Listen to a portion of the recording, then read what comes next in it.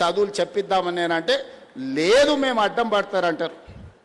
ఇవాళ కేంద్ర మంత్రిగా ఉన్న పెద్ద మనిషి ఇవాళ పెద్ద పెద్ద మాటలు మాట్లాడుతున్నావు.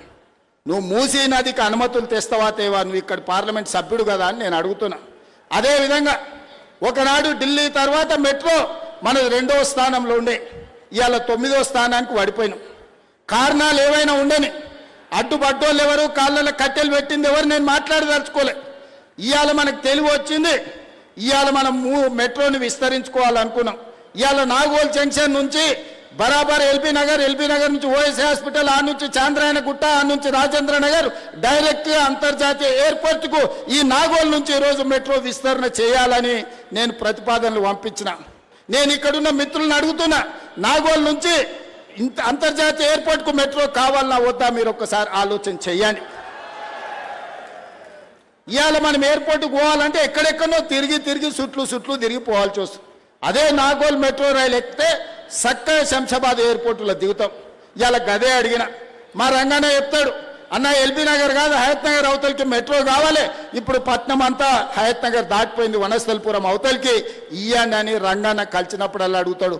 మా ఎంపీ చామల కిరణ్ అడుగుతాడు, ఇవాళ ఎల్బీ నగర్ నుంచి హయత్ నగర్ అవతలికి మెట్రో పెట్టాలని అడిగిన. అవసరం ఉందా లేదా మీరు ఒక్కసారి ఆలోచన చేయండి.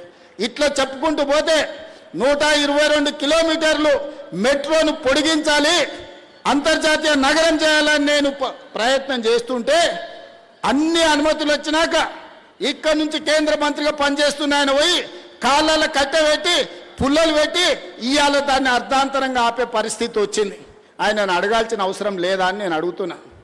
ఇవాళ మనం ఏది అడిగినా రీజనల్ రింగ్ రోడ్, ఇవాళ ఔటర్ రింగ్ రోడ్ వచ్చినందుకు మనం అంతర్జాతీయ నగరమైనాం. రీజనల్ రింగ్ రోడ్ వస్తే 360 కిలోమీటర్ల అభివృద్ధి జరిగితే ప్రపంచంతోనే పోటీ పడే సింగపూర్, టోక్యో, న్యూయార్క్ లాంటి పట్టణాలతోని ఈరోజు మన హైదరాబాద్ పోటీ పడవచ్చు. 2.5 ఏళ్ళ నుంచి కాలుకు బల్పం కట్టుకొని తిరుగుతున్నా. 50 సార్లు ఢిల్లీకి వెళ్ళిన, 5 సార్లు మోడీ గారిని కలిసిన. ఎందుకు ఆగుతుంది, ఎవరు ఆపుతున్నారు నేను అడుగుతున్నా. ఎందుకు ఆగుతుంది, ఎవరు ఆపుతుండ్రు, సమాధానం చెప్పాల్సిన